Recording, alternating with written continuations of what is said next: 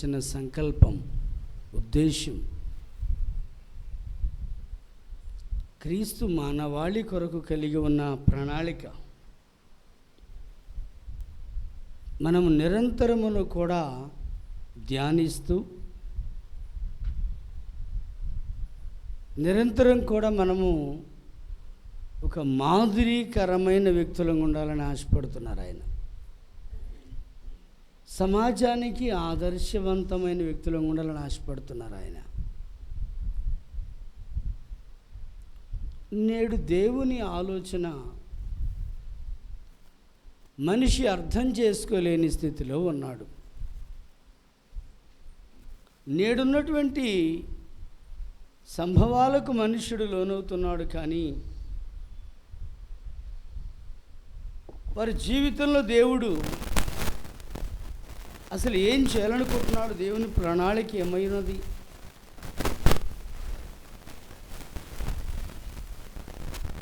వారి గురించి ఆయన ఏమనుకుంటున్నాడు అనేది ఎవరు ఆలోచించట్లేదు. వ్యక్తిగతంగా నన్ను దేవుడు ఏ విధంగా నిలబెట్టాలనుకుంటున్నాడు, బలపరచాలనుకుంటున్నాడు అని కనీసం నువ్వు దైవ చిత్తాన్ని తెలుసుకోవడానికి దేవుని ఎదుటికి వెళ్ళి అడిగే వ్యక్తిగా ఉంటే మేలు. ఒకసారి ఎఫెసీ పత్రిక తీయండి.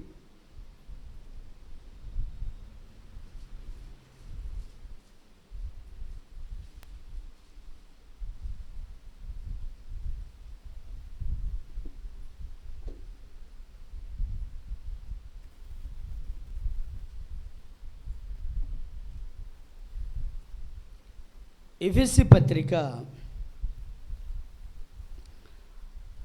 5వ అధ్యాయం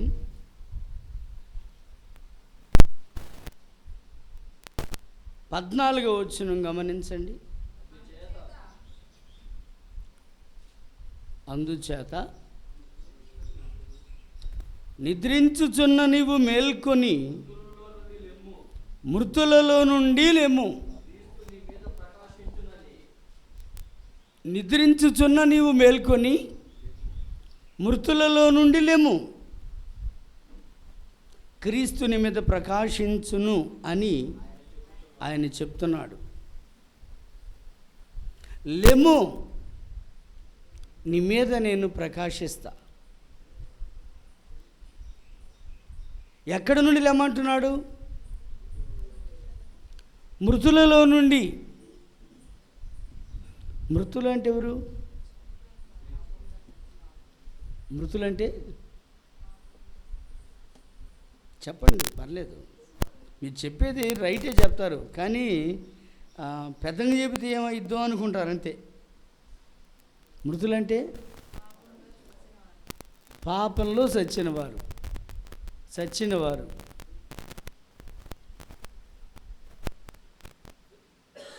మీ మాటను బలపరుస్తూ ఎఫెసీ పత్రిక 2వ అధ్యాయము 1వ వచనాన్ని ఒకసారి గమనించండి. అపరాధముల చేతను పాపముల చేతను చచ్చిన వారై ఉండగా ఆయన మిమ్మును క్రీస్తుతో కూడా బ్రతికించెను. స్తోత్రం చెప్తారా? క్రీస్తుతో కూడా బ్రతికించబడిన వారు మీరు. ఎవరు? క్రీస్తుతో కూడా బ్రతికించబడిన వారు అంటే బ్రతుకుతున్నవారా, చచ్చినవారా? బ్రతుకుతున్న వాళ్ళం, బ్రతికి ఉన్నవాళ్ళం. చచ్చిన స్థితిలో ఉన్నటువంటి వారు ఎవరు? అపరాధములలో పాపములలో ఉన్నటువంటి వారిని బైబిల్ ఏమంటుందంటే వారు మృతమైన స్థితిలో ఉన్నారు. మృతులలో నుండి లెమ్ము అంటాడు. ఇక్కడ ఏమంటాడు అంటే ఎవరు మృతులు? అపరాధములలో పాపములలో ఇంకనూ ఉన్నటువంటి లోకము దేవుని గుర్తించలా. లోకములో ఉన్న మనుషులు కానీ, లోకంలో ఉన్నటువంటి మరి ప్రతి విధమైనటువంటి వ్యక్తులు కానీ ఎవరైనా వారు మృతులు, అపరాధములలో పాపములో మృతులు. క్రీస్తులో లేపబడిన నీవు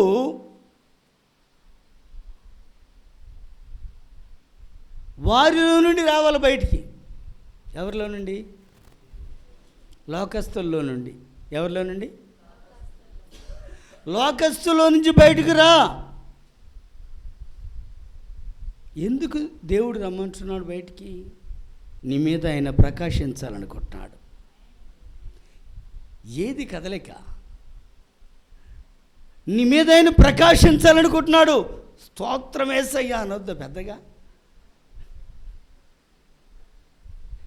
ఆయన నీ మీద ప్రకాశిస్తే నీ జీవితమే ప్రత్యేకమైపోద్ది, నీ బ్రతుకే మారిపోద్ది, నీ స్థితిగతులే మారిపోతాయి. ఆయన నీ మీద ప్రకాశించాలి అంటే ముందు నువ్వు లేవాలి. ఎక్కడి నుండి? మృతులలో నుండి లేవాలి. ఎందుకు అంటే వారు ఇంకా మృతమైన స్థితిలోనే ఉన్నారు, కానీ నువ్వైతే సజీవమైన స్థితిలో ఉన్నావు. మృతులలో ఉన్నటువంటి వారు మృత సంబంధమైన ఆలోచనలు, మృత సంబంధమైన ఆచారాలు, మృత సంబంధమైన సిద్ధాంతాలు, మృత సంబంధమైనటువంటివి కలిగి ఉంటారు వారు. కానీ నీవైతే వారిలో నుంచి లే అంటే నీవు ఒక నూతనమైన వినూత్న పద్ధతిలో దైవ సంగతులు గ్రహించాలని ఆయన ఆశపడుతున్నాడు. వినూత్న పద్ధతిలో దేవుని విలువలు నువ్వు గుర్తించాలని ఆశపడుతున్నాడు ఆయన. ఎంతకాలం ఉంటావు ఆ మృతుల్లోనే? ఎంతకాలం ఉంటావు ఆచారాలలో, సిద్ధాంతాలలోనే? ఎంతకాలం ఉంటావు లోక సంబంధమైన పాపములో? ఎంతకాలం ఉంటావు ఆ ప్రకారమైన అపరాధములో? లే, క్రీస్తు కొరకు నువ్వు లేవగలిగితే ఆయన నీ మీద ప్రకాశించి నీ జీవితమును వెలుగుమయం చేస్తాడు. చీకటి స్థితిలో నుంచి వెలుగులోకి తెస్తాడు.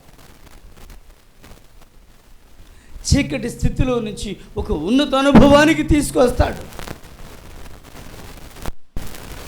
దేవుని పిల్లలముగా దేవుడు మనకేం చెప్తున్నాడో అర్థం చేసుకునే ప్రయత్నం చేయాలి. మన స్థితిని మార్చుకోవాలి.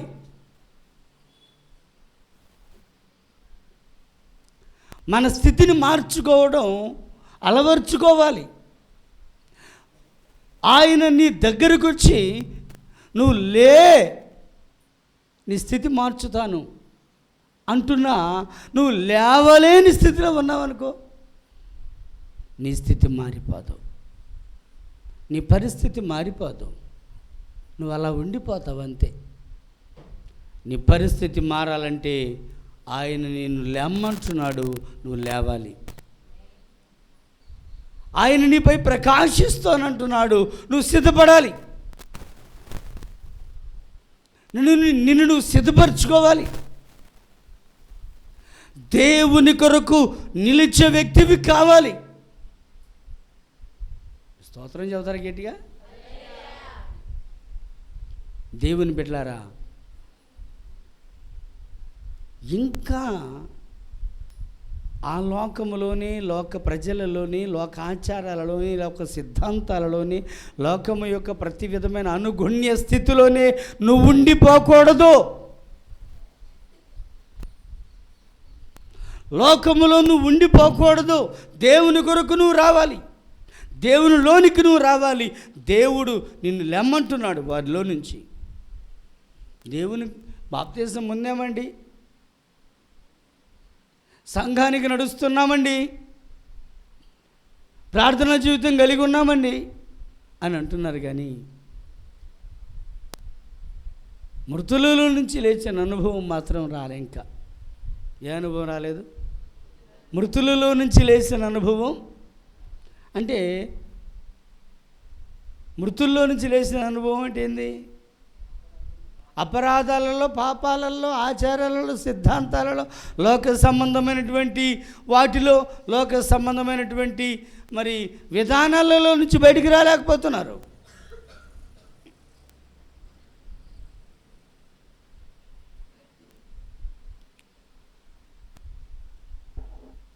ఓసారి ఒక గుడ్డుని దర్శించాడు ప్రభు. రెఫరెన్స్ చూద్దాం. మార్క్స్ వార్త 10వ అధ్యాయంలో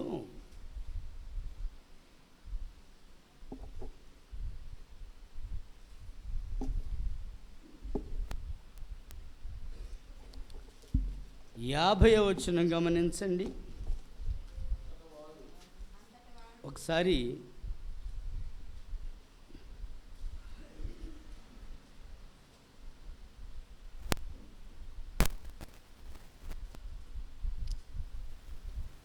నలభై 47 నుంచి నేను చదువుతున్నాను, మీరు గమనించండి. భర్తిమయ్య అనే గుడ్డి భిక్షకుడు తోమ పక్కల కూర్చున్నాడట. నజరేయుడైన యేసు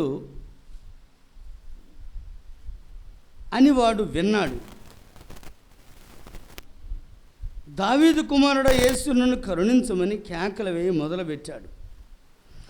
ఊరకుండమని అనేకులు వాడిని గద్దించారు, కానీ వాడు దావీదు కుమారుడా నన్ను కరుణించమని మరీ ఎక్కువగా కేకలు వేశాడు. అప్పుడు యేసు నిలిచి వారిని పిలవండి అని చెప్పగా వారు ఆ గుడ్డి వారిని పిలిచి, ధైర్యం తెచ్చుకో, ఆయన నేను పిలుస్తున్నానని చెప్పారు.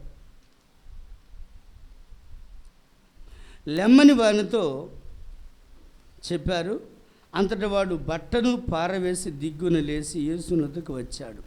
50లో వాడు బట్టను పారవేసి దిగ్గును లేచి యేసు దగ్గరికి వచ్చాడు అనే మాట చూస్తాం. ఏం చూసాం? 50వ వచనంలో వాడు బట్టను పారవేసి దిగ్గును లేచి యేసు వద్దకు వచ్చాడు. 3 విషయాలు అందులో చూస్తాం. బట్టను బారేశాడంట. మొదటిది ఏం బారేశాడు? ఏం బట్ట అయి ఉంటుంది అది?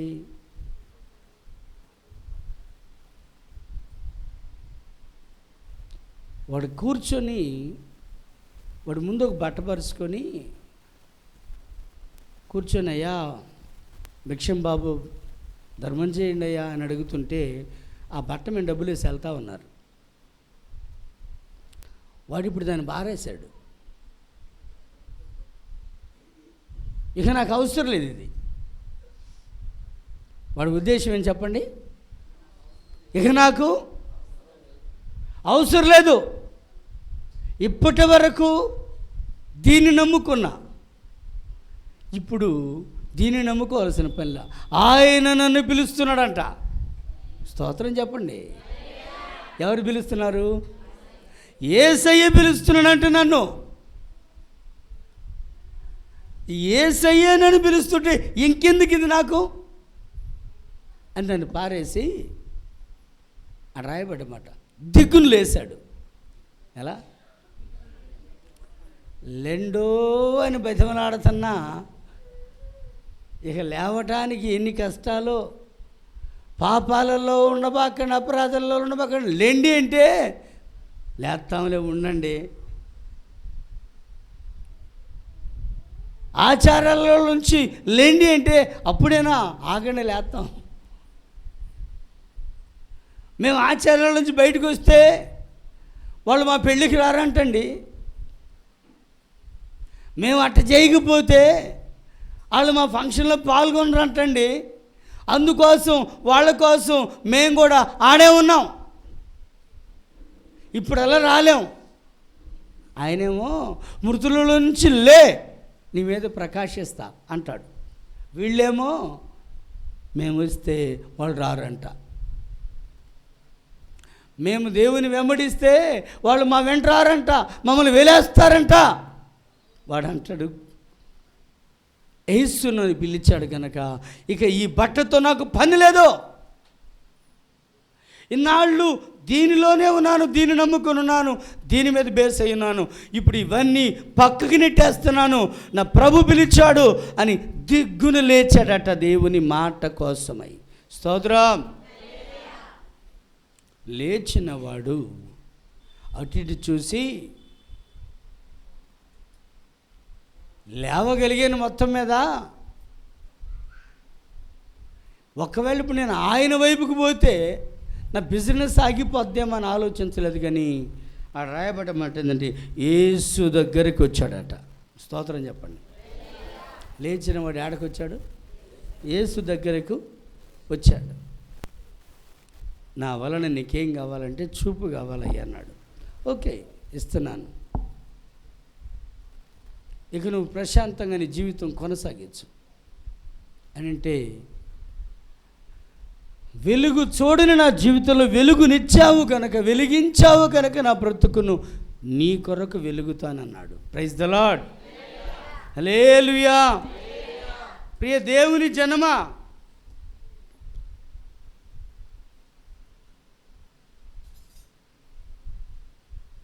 ఒక్కసారి మీరు ఆలోచించండి. దేవుని చేత వెలిగించబడిన వాడు దేవుని కొరకు సాక్షిగా బ్రతికాడు. దేవుడు పిలవగానే ఆలస్యం చేయకుండా లేచి వచ్చాడు.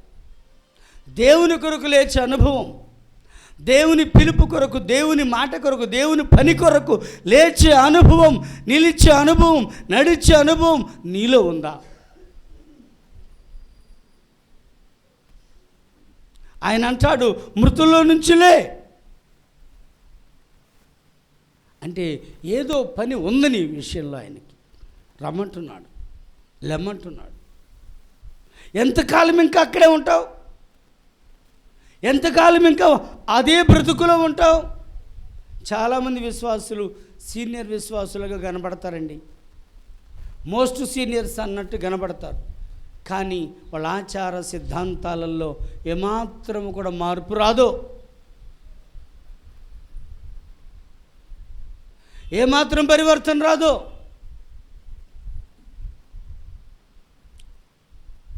పేరుకు పెద్ద భక్తులు అంటారు, కానీ పెళ్ళి రానివ్వండి, రే అబ్బాయి తోరణం దాటాలి రావు, ఆ పిల్లాడిని తీసుకొని రా, ఏంది పిల్లని సాగ నమ్ముతున్నారా, ఎదురు రావాలా, అలాంటిని పిలిచిరాపో. ఎప్పుడు నువ్వు బయటకు వచ్చేది, ఎప్పుడు నువ్వు లేచేది, ఎప్పుడు క్రీస్తు వైపు నీ చూపును చూసేది, అదేమంటే వాళ్ళు రారు. రాకపోని నీ వెంటనే దేవుడు ఉండి చాలదా? అంటే వాళ్ళని దూరం చేసుకోమని చెప్పడం కాదు, కానీ దేవుని కొరకు లెమ్మని చెప్తున్నాను, దేవుని కొరకు నిలవమని చెప్తున్నాను, దేవుని కొరకు బలపడమని ప్రోత్సహిస్తున్నాను. Praise the lord. హల్లెలూయా. క్రీస్తు కొరకు నువ్వు లేవాలి. ఇంకా మృతమైన వాటిలోని నువ్వు బ్రతకూడదు. నీ స్థితి దేవుని కొరకు ప్రకాశించేది ఉండాలి. ఆ గుడ్డివాడు పిలవగానే లేచాడు. దేవుని పిలుపు రాగానే వాయిదాలేలా, ఇదే మిక్కిలి అనుకూల సమయము, ఇదే రక్షణ దినమని సేవకులు చెప్తుంటే, అప్పుడే కాదులేండి అనుకూల సమయం, పిల్లల పెళ్ళిళ్ళు అయిపోయినాక బాప్తీసం. ఎప్పుడు పిల్లల పెళ్ళిళ్ళు అయిపోయినాక అంటే ఈలోపు తీసుకుంటుంది అన్నాడా ఏం దేవుడు? పిల్లల పెళ్ళిళ్ళు అయిందాక తీసుకోకూడదు అని. పోనీ పిల్లల పెళ్ళిళ్ళు చేద్దామని గ్యారెంటీ ఉందా? గ్యారెంటీ ఉందా? నువ్వు కొన్న వస్తువు కన్నా 1 year వారంటీ అని వాడు రాస్తాడు, కానీ నీ జీవితానికి ఏ దినమో గ్యారంటీ ఏమో, ఎప్పుడు ఏమి జరిగిద్దో అన్నట్టుగా గుప్పెట్లో ప్రాణాలు పెట్టుకొని బ్రతుకుతున్న ఈ దినాలలో కూడా అన్నిటికీ నువ్వు ముందే ఉంటావు, కానీ బాప్తీసం అంటే ఎందుకు వాయిదేస్తావు? దేవుని వైపుకి నడవాలంటే ఎందుకు వాయిదేస్తావు? దేవుని కొరకు నిలవాలంటే వాయిదా వేస్తావు ఎందుకు? దేవుని కొరకు ప్రకాశించాలంటే వాయిదా వేస్తావు ఎందుకు? దేవుని పని అంటే వాయిదా వేస్తావు ఎందుకు? నువ్వు లేవాలి. నువ్వు లేవాలి, దేవుని కొరకు నిలవాలి, నీ అడుగులు బలపరచాలి. దేవుని బిడ్డలారా, ఇజ్రాయేలీల మీదకి శాపం వచ్చింది ఒకసారి. ఇజ్రాయేలీలు శాపగ్రస్తులైపోయారు. వాళ్ళు ఎప్పుడు దీవెనకరంగా ఉండేవాళ్ళు, వాళ్ళు ఎప్పుడు ఆశీర్వాదకరంగా ఉండేవాళ్ళు. వాళ్ళ మీదకి శాపం వచ్చింది ఒకసారి. ఎందుకంటే చేయకూడని పని చేశారు వాళ్ళు. ఏం చేశారు? చేయకూడని పని చేశారు.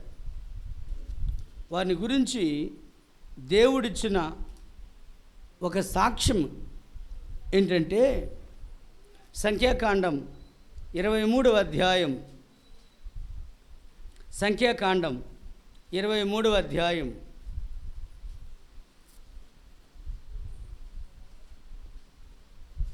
20-21 చూడండి. ఇదిగో దీవించమని నాకు సెలవాయను, ఆయన దీవించను, నేను దాన్ని మార్చలేను.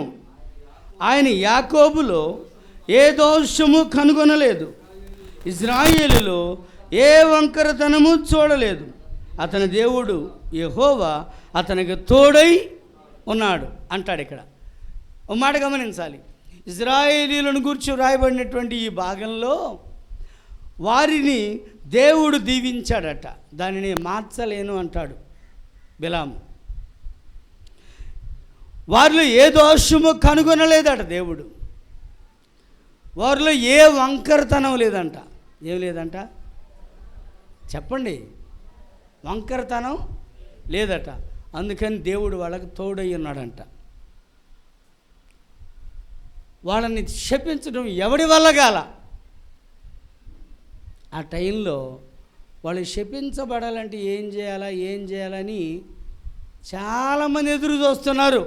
వీడెప్పుడు శపించబడతాడో, వీడెప్పుడు నాశనం అయిపోతాడో అని. అయితే ఒక పర్యాయం జరిగింది. ఏంటంటే 25వ వచనం, 25వ అధ్యాయం 1వ వచనం.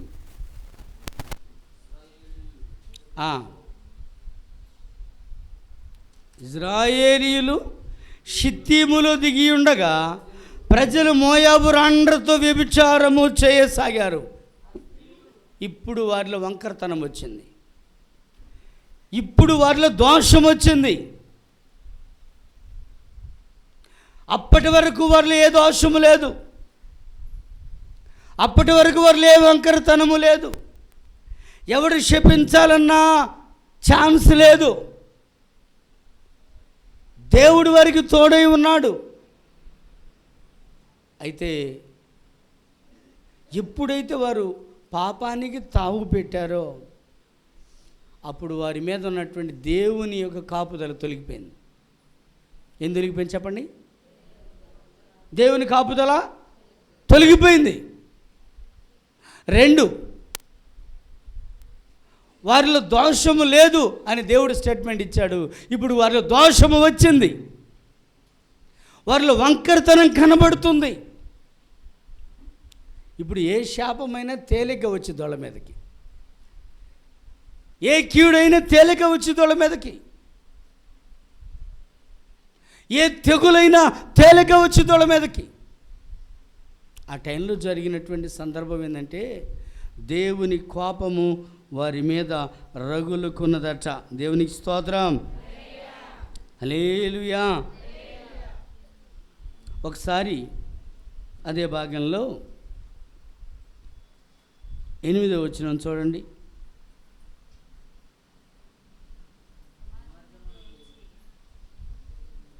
ఏడు నుంచి చదవండి. యాజకుడైన అహరోను మనమడును ఎలియాజరు కుమారుడైన ఫినెహాస్ అది చూసి, ఏది చూసి? సర్వ సమాజము మీదకి దేవుని యొక్క కోపము వచ్చిందట. ఏమొచ్చింది చెప్పండి? దేవుని కోపము వచ్చిందట. 3వ వచనంలో చూస్తాం. ఇశ్రాయేలీయులు బయల్పేరుతో కలుసుకున్నందున వారి మీద యెహోవా కోపము రగులుకొనెను. రగులుకున్నటువంటి ఆ దేవుని కోపాన్ని, శాపాన్ని ఫినెహాస్ చూశాడట. ఎవరు చూశారు? ఫినెహాసు చూశాడట. ఫినెహాస్ అది చూసి 8వ వచనం, సమాజములో నుండి లేచి ఈటె చేతబట్టుకొని పడక చోటికి వెళ్ళి ఆ ఇశ్రాయేలుని వెంబడి వెళ్ళి ఆ ఇశ్రాయేలుని ఆ స్త్రీని కడుపులో గుండా దూసుకొని పోవునట్లు పొడిసెను. అప్పుడు ఇజ్రాయేల్ నుంచి ఆ తెగులు నిలిసిపోయెను అని వ్రాయబడి ఉంది. సమాజంలో నుండి లేచాడు. ఎన్ను లేచాడు? సమాజం ఎలా ఉంది? మోయాబు రాండ్రతో వ్యభిచారం చేస్తూ ఉంది. ఇది గమనించినటువంటి యాజకుడి యొక్క మనమడు ఫినెహాస్ దేవుని పక్షంగా రోషము పూనినవాడై తన ప్రజలను కాపాడడానికి ఈటె చేత పట్టుకున్నాడు. సమాజంలో నుండి లేచాడు. సమాజము అనగా ఒకరా ఇద్దరా? సమాజము చాలామంది ఉన్నారు. ఇంతమందిలో తెగులు వచ్చింది చూసి అందరూ ప్రశాంతంగా ఉన్నారు. నాకేం పట్టింది, మాకెందుకు లేనిపోయింది, వాళ్ళని ఏమన్నంటే మమ్మల్ని అనరా, మాకెందుకు అని ఎవరికి వారే మౌనమైపోయారు. లోకం తీరిది. చెప్పండి ఒకసారి, లోకం తీరు ఎలా ఉంటుంది? మాకెందుకు అన్నట్టు ఉంటుంది. సమాజంలోకి ఒక తెగులు వచ్చిందంటే పట్టించుకునేవాడు ఉన్నాడు. సమాజంలో ఒక కీడు ఉందంటే దాని కొరకు ప్రార్థించేవాడు ఉన్నాడు. దేవుని కోపం వచ్చిందంటే గుర్తించి దాని కొరకు ఏం చేయాలో మనం ఆలోచించేవాడు ఉన్నాడు. సమాజము తీరు ఎలా ఉంటుందంటే ప్రశాంతంగా ఉంటారు. ఎలా ఉంటారు? మేము సేఫ్గా ఉన్నాంగా చాలులే, మేము సేఫ్గా ఉన్నాంగా చాలులే. దేవుని బిడలారా, ప్రేమతో చెప్తున్నాను, ఒక చోట ఒక కీడు, శాపం ఉందని నీకు తెలిస్తే దాని కొరకు నువ్వు ప్రార్థన చేయాలి, దాని కొరకు నువ్వు లేవాలి. దేవుని స్తోత్రం. ఇశ్రాయేలీయులు దీవించబడిన వారండి, కానీ వారిలో ఒక్క తొందరపాటు శాపానికి గురి చేసింది. వాళ్ళని శాపగ్రస్తమైపోయారు జనం. ఆ దేవుని యొక్క కోపము ఇశ్రాయేలీయుల మీద రగులుకున్నప్పుడు వరుసవారీగా జనాలు చనిపోతున్నారు. 9వ వచనం చూడండి. 24,000 మంది ఆ తెగులుకు చనిపోయారు. ఎంతమంది? అయినా సమాజం చూస్తూనే ఉంది. 24,000 మంది ప్రజలు చనిపోయినా పట్టించుకొని దాఖలాలు లేవు. మాది కాదుగా, మా వాళ్ళు లేరుగా అందులో. సమాజం తీరిది. కానీ దేవుని మనస్సు కలిగిన ఫినెహాసులాగా నువ్వు దేవుని కొరకు లేవాలి. తెగులును ఆపడానికి సమాజం పట్టించుకోకపోతే, సమాజం పాపంలోనే పొరలాడుతూ ఉంటే, మృతమైన స్థితిలోనే ఉంటే, మృతుల వలె వారందరూ ఉంటే, వారి మధ్యలో నుండి ఫినెహాసు లేచాడు. దేవుని కొరకు ఇటు చేతబట్టాడు. తెగులు ఆగాలంటే రక్తం కారాలని వెళ్ళి పొడిచాడు వారిని. ఆ దెబ్బతో తెగులు ఆగిపోయింది. స్తోత్రం. అప్పటికే 24,000 మంది చనిపోయారు. ఇక ఆయన కూడా లేవకపోతే పరిస్థితి ఏంటి? ఆలోచించండి ఒకసారి. కీర్తనాకారుడు 106వ అధ్యాయము 30వ వచనంలో ఇలా వ్రాస్తాడు ఫినెహాసును ఉద్దేశించి.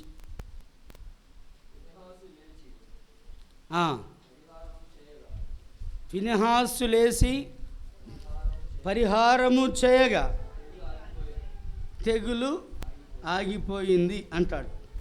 అంటే పరిహారము చేసే వ్యక్తివి, పాపానికి శిక్ష విధించే వ్యక్తివి, శిక్ష జరిగింపగా అంటాడు పుట్టినోట్లో. నువ్వు కావాలి. సమాజం పట్టించుకోదు. సమాజంలో నేను ఒకడు అనుకోకూడదు. నువ్వు దేవుని కోసం లేవాలి, దేవుని కోసం నిలవాలి. ఎక్కడ పాపము జరుగుతుందో, ఎక్కడ తిక్రమం జరుగుతుందో, ఎక్కడ అన్యాయం జరుగుతుందో దానిని ఆపడానికి నువ్వు ప్రయత్నించాలి. దేవుని బిడ్డలారా, వాడు దిగ్గున లేచాడని గుడివాని గురించి చదివాం. యేసు చెంతకు చేరాడు. ఇక మీదట నాకు ఈ బతుకొద్దు అనుకున్నాడు. ప్రభు సాక్షిగా బ్రతికాడు. ప్రభు నన్ను బాగు చేశాడు. ఒకనాడు నేను భిక్షాటన చేసుకుంటూ గుడ్డివాడిగా బ్రతికాను, కానీ ఈరోజు నా బ్రతుకు మారింది. దేవుని కొరకు సాక్షిగా బ్రతికాడు. తనున్న స్థితిలో నుంచి లేచి రెండో స్టెప్లో చూస్తున్నాం. ఫినెహాసు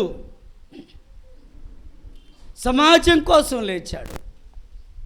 దేవుని పక్షంగా లేచాడు. దేవుని మనస్సు గలవాడై లేచాడు. దేవుడు కూడా ఫినెహాసును అభినందించాడు. నా వలే పాపము వారవలేని మనస్సు ఫినెహాసు కలిగి ఉన్నాడని. పాపము వారవలేని మనసు కావాలి నీకు. ఏ మనసు కావాలి? పాపము వారవలేని మనసు కావాలి. సమాజము ఎలాగుందంటే, ఎగ్జాంపుల్ చెప్తున్నాం, ఉదాహరణ చెప్తున్నా మీకు. సమాజం ఎలా ఉందంటే పాపంలో ఉండిపోగలదు. అది పాపంలో ఉండిపోగలదు. చేపల మార్కెట్ ఉందనుకోండి, వాళ్ళు అక్కడే ఉంటారు. అక్కడ ఆ వాసన సహించలేనంతగా ఉంటుంది. అయినా వాళ్ళు అక్కడే ఉంటారు. వాళ్ళ వ్యాపారం అది. వాళ్ళు బయటికి రారు, వెళ్ళలేరు. కానీ కొత్త వాళ్ళు అక్కడికి వెళ్ళారంటే ఉండలేరు. త్వరగా అక్కడి నుంచి బయటికి రావడానికి ప్రయత్నం చేస్తారు. ఎందుకు అంటే ఆ వాసన వీళ్ళకి పడదు. దేవుని పిల్లలంటే అట్టుండాలి. సమాజము పాపములోను, అపరాధములోను, శాపములోను ఇమిడిపోయింది. అయితే దేవుని బిడ్డవైన నువ్వు బయటకు రావాలి, ప్రత్యేకించబడాలి, పరిశుద్ధపరచబడాలి. ఫినెహాసు సమాజములో నుండి లేచాడో సమాజమును కాపాడటం కోసం. స్తోత్రం చెప్పండి. దేనికోసం? సమాజమును కాపాడటం కోసం లేచాడు. నువ్వు కూడా నీ సమాజం కాపాడాలంటే నువ్వు లేవాలి. మృతుల నుండి లే. మృతులంటే చెప్పాను ఇందాక మీకు. లోకం, ఆచారాలు, సిద్ధాంతాలు, ప్రతి విధమైనటువంటి భ్రష్టు పనులు చేస్తూ ఉంటారు.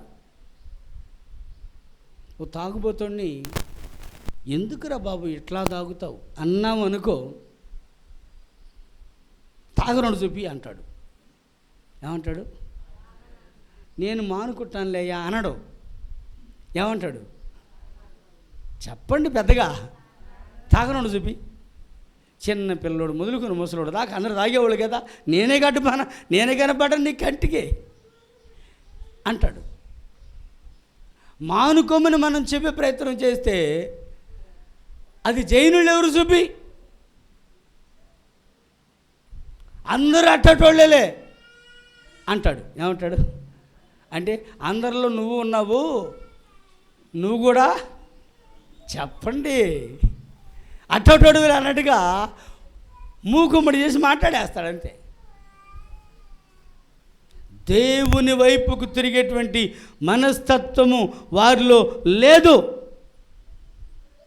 అయితే మనలో దేవుని వైపుకు తిరిగే మనస్తత్వం కావాలి, దేవుని కొరకు లేచే మనస్తత్వం కావాలి, దేవుని కొరకు నిలిచే మనస్తత్వం కావాలి, దేవుని కొరకు ప్రత్యేకపరచబడే మనస్తత్వం కావాలి. Praise the lord.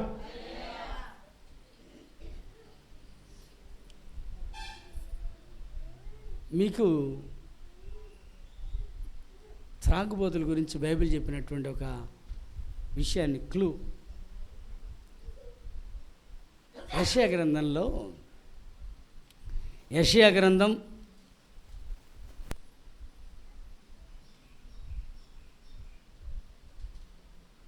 5వ అధ్యాయం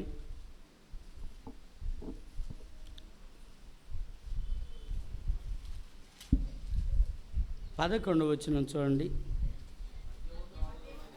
మద్యం త్రాగుదామని వేకుని లేచి ద్రాక్షరసం తమకు మంట పుట్టించిందాక, చాలా రాత్రి అయిందాక పానం చేస్తూనే ఉండేటువంటి వాళ్ళకి శ్రమ అంటాడు. ఏమంటాడు? ఎప్పుడు లేస్తారంట వీళ్ళు? ఎప్పుడు లేస్తారంట? పెద్దగా చెప్పండి కొద్దిగా. ఎప్పుడు లేస్తారంట? వాళ్ళు అన్నా వేకునే లేస్తున్నారు కానీ, చెప్పండి, వాళ్ళన్నా వేకునే లేస్తున్నారు కానీ వాళ్ళు ముందే పోయి అక్కడ కూర్చుంటారు. ఎప్పుడు షాపు చేస్తారా, ఎప్పుడు షాపు వేకునే లేచి ఆరాధన మెసేజ్ అయిపోయేటప్పుడు వస్తుంటారు విశ్వాసులు. వాళ్ళే ముందే పోయి ఎప్పుడు షాపు తీస్తారా అని కూర్చుంటారు. కానీ వీళ్ళేమో ఎప్పుడు లేస్తారంటే ఆరితేరి ఆవిలిచ్చి ఆడ ఆవు పాలు పిండుకొని తాగి టీ పెట్టుకొని మెసేజ్ అయిపోయేటప్పటికి ఇంకొంతమంది మెసేజ్ అయిపోయినా కూడా వస్తారు. ఇంకొంతమంది బలారాధన అయిపోయినా కూడా వచ్చి, అయ్యారు మాకు ఆరాధన అందలేదండి, ఇస్తాం మేము ఉన్నందుకే. ఆలోచించండి ఒకసారి. మనము దేవుని విషయంలో ఎలా ఉన్నాం? ఎంత చురుగ్గున్నాం? ఒక మద్యపాని గురించి లేఖనం అంటుంది, వేకునే లేస్తారు, మంట పుట్టించేంతవరకు వాళ్ళ దేహము ఆ ప్రకారంగా మరి దానిని ఇముడ్చుకోలేక వాంతి చేసుకునేంతవరకు, గుండెల్లో మంట పడుతుందయ్యా, కడుపులో మంట పడుతుందయ్యా అని అల్లాడి దొర్లాడుతుంటారు. అప్పుడు తాగుతూనే ఉంటారంట. ఎందుకంత బాధ? డబ్బులు పోయి ఆ తాగింది గక్కి మనసనన్న గక్కేమని ఆ ఇంటావిడ చీపురు తీసుకున్న వాళ్ళకి బాధి, ఆ పిల్లలు చీపో అతలకే అని ఆ బజాట్లోనూ మురికాలం దొర్లాడితే అవసరమా? ఆలోచించండి ఒకసారి. కొన్నిసార్లు మనం ఏం చేస్తుంటామో మనకు అర్థం కావట్లా. నువ్వు దేవుని కొరకు లేచి నిలిచి సమాజం కొరకు వేకువన ప్రార్థించే అనుభవం నీకు ఉండాలి కదా. ఒక దుర్వ్యసనానికి బానిసైన వాడు అంత వేకువనే లేస్తుంటే, ఒక పాపానికి బానిసైన వాడు పొద్దుపోయేంత వరకు ఉంటాడు. ఆ ఒంటరిగా శాలల్లో చెట్టల్లో బిక్కుమంట, ఏదిరా ఈ బతుకు నీకు అని వాడిని అడిగితే ఏం లేదు వత్తనాలే అంటుంటాడు. కానీ రాడు. ఆ చీకట బతుకులో నుంచి బయటికి రాడు. టైం 12 అయిందో 1 గంట అయిందో కూడా తెలియదు, కనిపెట్టి కూసుకుంటాడు. గోతికడ నక్కాల. బతుకు మారని పరిస్థితులు. దేవుని పిల్లలమైన మనము దేవుని విషయంలో చురుకు కలిగి ఉండాలి. స్తోత్రం చెప్పండి గట్టిగా. ప్రియ దేవుని బిడ్డలారా, ఒక్కసారి మృతులలో నుంచి లేచి లోకములో నుంచి, లోక సిద్ధాంతాల్లో నుంచి, లోక ఆచారాలలో నుంచి లేచి దేవుని కొరకు నువ్వు నిలవగలిగితే నీ మీద దేవుడు ప్రకాశించాలని చూస్తున్నాడు. ప్రకాశవంతంగా చీకటిని తొలగించి వెలుగుమయం చేయాలని చూస్తున్నాడు. దేవుని కొరకు నిలిచే అనుభవం కావాలి, దేవుని కొరకు లేచే అనుభవం కావాలి. దేవునికి స్తోత్రం, హల్లెలూయా.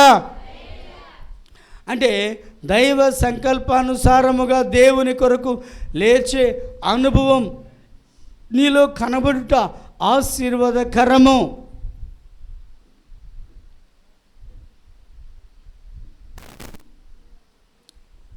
బైబిల్లో ఇంకొక అద్భుతమైనటువంటి మాట ఏంటంటే,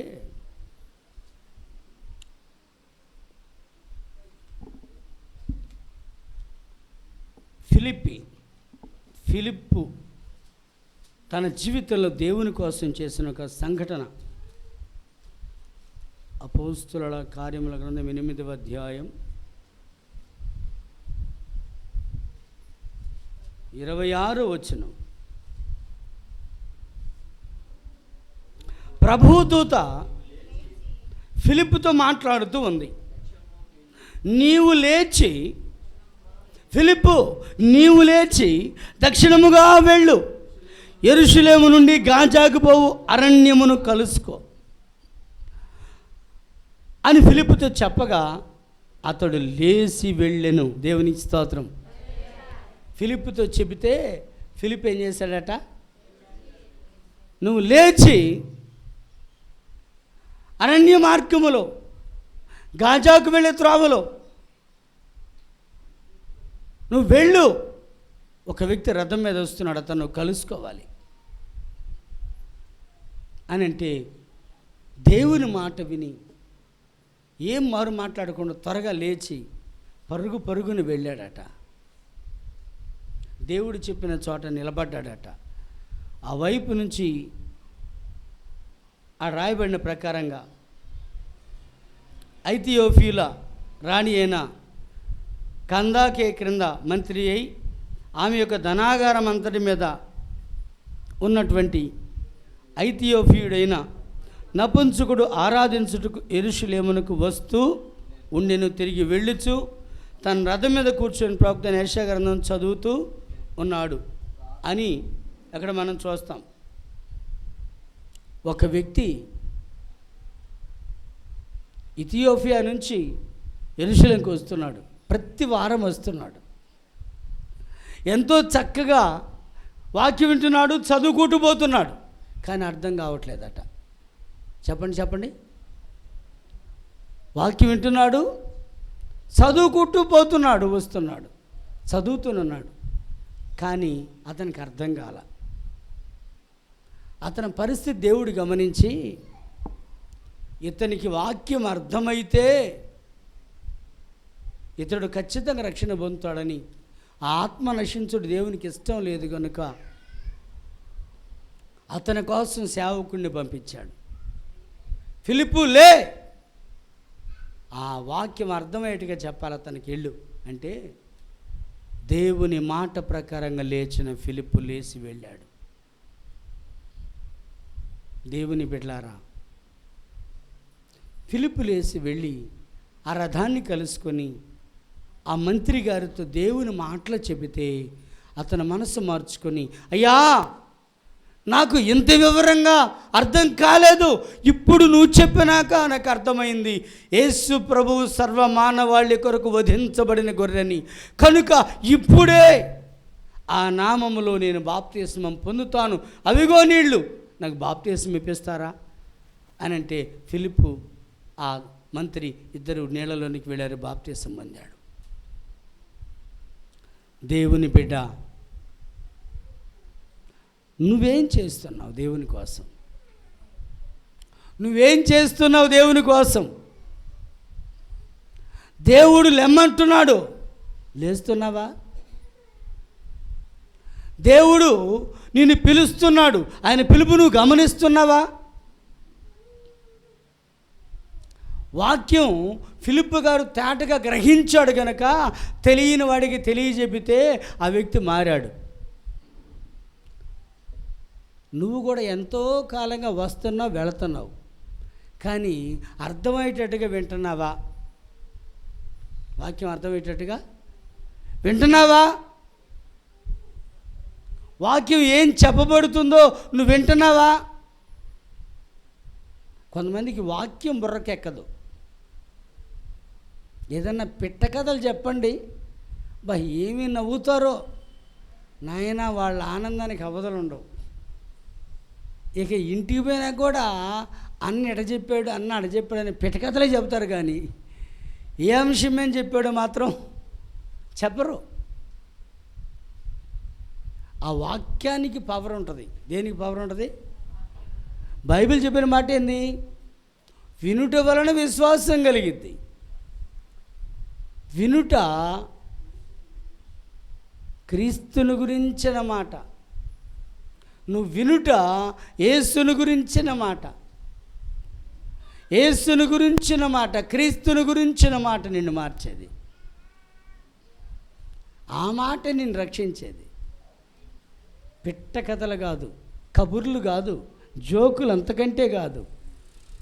స్తోత్రం చెప్తారా? కొంతమందికి జోకులు అంటే చాలా ఇష్టం. ఈ పాస్టర్ గారు ఎప్పుడు బైబిల్లో అది అంటాడు, బైబిల్ ఇది అంటాడు, కానీ ఒక జోకు కూడా చెప్పడో అనుకుంటూ ఉంటారు కొంతమంది. జోకులు నిన్ను రక్షించవో, పిట్ట కథలు నిన్ను రక్షించవో. నా వంశావళి గురించి మా తాతలు నేతులు తాగారు, మా మూతులు చూడండి అంటే మీకు రక్షణ కలగదు. దేవుని మాట మిమ్మల్ని మార్చేది. దేవునికి స్తోత్రం. కనుక వాక్యం జాగ్రత్తగా వినాలి, వాక్యం నేర్చుకోవాలి. ఇక్కడ నేర్చుకుంది తిరిగి ఇంటికి వెళ్ళి తెలియని వాళ్ళకి చెప్పాలి. నువ్వు ఫిలిప్ అలా చెప్పాడు, అందువల్ల నేను నపుంసకుడు మారాడు, మంత్రి గారు మారాడు. ఒక్కసారి ఆలోచించు. తన స్థితిని మార్చుకోవాలనుకున్న గుడ్డివాడు దేవుని కేక వేశాడు. కొంతమంది ఊరకుండు మౌనంగుండు అన్న కూడా బిగ్గరగా కేక వేశాడు. యేసు నిలిచి వానిని పిలిచి, అద్భుతమైన మాట అది. దగ్గరికి పోతే, నీకేం కావాలంటే నాకు దృష్టి కావాలయ్యా అన్నాడు. ఓకే, కనులు ఇస్తున్నా. అతని విశ్వాసాన్ని బట్టి స్వస్థత పొందుకొని, చూపు పొందుకొని, ఇక మీదట మరలా అదే పాడు బతుకు బాల. మరలా నేను భిక్షం అడుక్కుంటాను అనలా. అప్పుడు నాకు ఆధారం అది. కానీ ఈరోజు నా యేసయ్య నా జీవితంలో ప్రవేశించాడు కనుక ఇక నాకు అది అవసరం లేదని ఆ బట్టను పారవేసి దేవుని వైపు, దేవుని సాక్షిగా వెళ్ళిపోయాడు. మారానని చెప్పుకుంటూ ఇంకా నువ్వు పాపంలోనే ఉంటే మారలేదు. ఒకసారి ఆలోచించు. మీకు రెండో సంగతి చెప్పాను. శాపము నుంచి తొలగించడానికి, సమాజాన్ని కాపాడటానికి ఎవరు లేశారు? ఫినెహాస్. నువ్వు లేవాలి, నువ్వు లేవాలి, నువ్వు దేవుని కోసం లేవాలి. సమాజము పట్టించుకోదు, సమాజం మౌనంగానే ఉంటుంది. ఎందుకంటే సమాజం పాపంలో ఉండిపోయింది, అపరాధంలో ఉండిపోయింది, మృతమైన స్థితిలో ఉంది. ఆచారాలలో, సిద్ధాంతాలలో సకల విధాల దౌశ్చన్యం ఉంది. అయితే ఫినెహాస్ లాగా నువ్వు లేవాలి, సమాజం మీద ఉన్న తెగులును తొలగించడానికి. అనేకులు ఆ పాపానికి చనిపోతే చూస్తూ ఉండిపోయింది సమాజం. మనమేం చేస్తాం? ఎవడు పాపానికి వాడే కర్త అంటది సమాజం. కానీ అటువారిని రక్షించడానికి నువ్వు నిలబడాలి. దేవునికి స్తోత్రం. అటువారిని కాపాడటానికి నువ్వు నిలబడాలి. దేవుడు నీలో అది కోరుతున్నాడు. దేవుడు నిన్ను పిలుస్తున్నాడు. మృతుల్లో నుంచి లెమ్ము, నీపై క్రీస్తు ప్రకాశిస్తాడు. ప్రియ దేవుని బిడ్డని ముగించే ముందుగా గుర్తు చేస్తున్నాను. ఇంకా నువ్వు అదే ప్రకారమైనటువంటి ఆచార సిద్ధాంతాలలో, లోక సంబంధమైన విధి విధానాలలో, మార్పు లేని స్థితిలో మార్పు చెందాను అనుకుంటూ మార్పు లేని స్థితిలో నువ్వు ఉంటే ప్రయోజనం లేదు. క్రీస్తు కొరకు నిలువు, క్రీస్తు కొరకు ప్రకాశించు, క్రీస్తు కొరకు నువ్వు లే. సమాజాన్ని కాపాడు, సమాజం కొరకు ప్రార్థన చేయి. నిన్ను ముందు దేవుని వైపుకి తీసుకెళ్ళు. నువ్వున్న స్థితిలో నుంచి లేచి నువ్వు దేవుని వైపుకి వెళ్ళి దేవుని శక్తిని పొంది సమాజానికి కనువిప్పు కలిగించు. తెలియనటువంటి వారికి వాక్యం తెలియచెప్పు. నువ్వు విన్న మాటలే తెలియచెప్పు. దేవుని వాక్యం ఒక మాట అయినా అది క్రియ చేసిద్ది. అక్కడ వర్షాన్ని భూమి మీదకి దేవుడు పంపిస్తే అది ఊరికి పాటల. భూమి మీద విత్తనాన్ని మొలకెత్తే విధంగా చేసి భూమిలో ఆ తేమ పంట పండించడానికి ఎంతగానో ఉపయోగపడుతూ విత్తనం వేసిన వానికి పంటను తీస్తుంది. వర్షం కంటే ఇంకా శక్తివంతమైన దేవుని మాట. ఆ దేవుని మాట నువ్వు తెలియని వాళ్ళకి చెబితే వాళ్ళు మారుతారు. దేవుని కోసం ఈ పని నువ్వు చేయి చాలు. నీ దేవుని కోసం ఈ విధముగా వాక్యం తెలియని స్థితిలో ఉన్నవాళ్ళు చాలామంది ఉన్నారు. నువ్వు పెద్దోళ్ళు అనే ఆచారం కొంతమందిని నీకు ఆదర్శంగా తీసుకుంటావే, వాళ్ళల్లో కనీసం 90% మంది ఇంకా మార్పు లేని వాళ్ళే ఉంటారు. ఎవరుంటారు చెప్పండి? మన సంఘంలో ఒక పెద్ద విశ్వాసి ఉండేది. నీకు ఏ విధమైనటువంటి ఆచారం కావాలన్నా ఆ విధమైన ఆచారం చెప్పింది. ఇప్పటికి మారు మనసు మొదల అడగండి. అసలు మీరు పుట్టక ముందు నేను విశ్వాసిని అంటది. ఏమంటది? మీరు పుట్టక ముందు నేను విశ్వాసిని అంటది. ఇప్పటికి మార్పు లేదు. ఇప్పుడు కూడా ఇంట్లోంచి బయటికి రావాలంటే ఎవరైనా ఎదురొస్తున్నారేమో, రే చూశాలండ్రో అని పిల్లలకు కూడా నేర్పిద్ది. నీ స్థితి మారనంతకాలం దేవుని కృపకు నువ్వు దూరమే. ఒక సేవకుడిగా చెప్తున్నాను. పరిపూర్ణ పరివర్తన రాకుండా, దేవుని మీద నువ్వు ఆధారపడకుండా, పూర్వపు నీ పరిస్థితులు మార్చుకోకుండా నువ్వు ఉన్నంతకాలం దేవుని కృపకు నువ్వు దూరమే. సంపూర్ణంగా దేవునికి నీ మనస్సు ఇవ్వాలి. దేవునికి స్తోత్రం. సంపూర్ణంగా దేవునికి నువ్వు సమర్పించుకోవాలి, దేవునికి అప్పగించుకోవాలి. దేవుని పిల్లలమైన మనం ఎలా ఉన్నామో, మన పరిస్థితి ఎలా ఉందో, మన జీవితాలు ఎలా ఉన్నాయో ఒక్కసారి ఆలోచించుదాం, సరిదిద్దుకుందాం, దేవుని కొరకు లేద్దాం, దేవుని కొరకు నిలుద్దాం, దేవుని కొరకు ఆత్మను రక్షించుదాం. అట్టి కృప దేవుడు మనకి ఇవ్వాలని ప్రార్థన చేద్దాం. తలలోంచుదాం, ప్రార్థనలో ఏకీభవిద్దాం.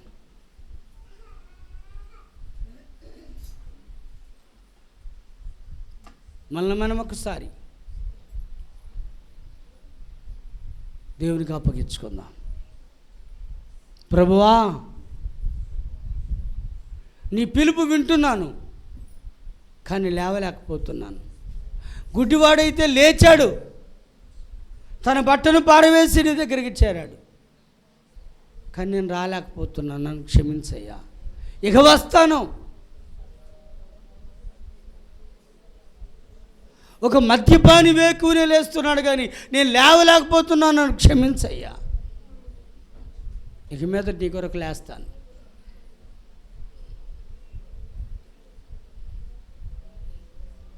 దేవుని యొక్క మాట వినగానే ఫిలిప్పు లేచాడు, గాజా మార్గానికి వెళ్ళాడు. మంత్రి గారికి వాక్య వివరణ చెప్పి ఒక ఆత్మను రక్షించాడు. దేవుని పిలుపు, దేవుని మాట వింటూ కనీసం నీ ఆత్మను రక్షించుకోగలుగుతున్నావా?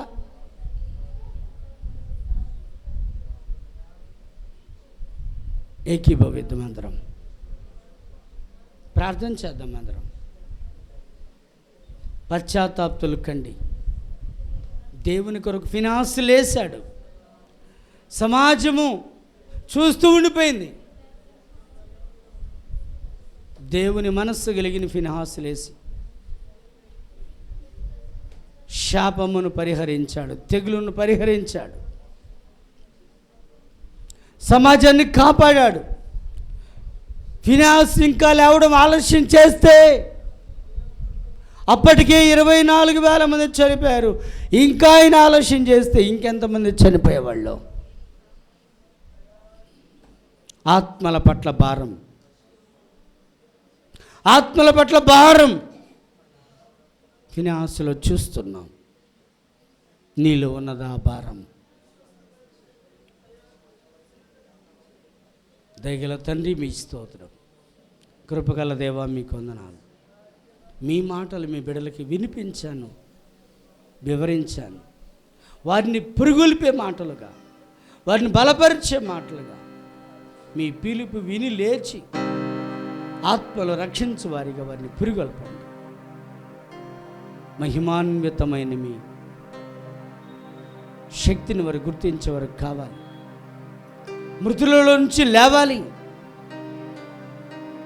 మీరు వారిపై ప్రకాశించినట్లుగా మీ కొరకు నిలవాలి. పురిగొల్పండి. మహిమా ఘనత మీకు ఆరోపిస్తున్నాం. మీలో పాలు పంపులు పొందబోతున్నాం. మీ కృపతో మమ్మల్ని భద్రపరచండి. మా కొరకు చేసిన సిలువ బలియాగముకై, అప్పగించిన మీ శరీరముకై, ప్రోక్షించిన మీ రక్తముకై కృతజ్ఞతాస్తుతులు చెల్లిస్తూ మీలో పాలు పంపులు పొందుటకు మమ్మల్ని మేము సిద్ధపరచుకుని కృతజ్ఞతాస్తుతులు మీకు చెల్లిస్తున్నాము తండ్రి. ఆమేన్.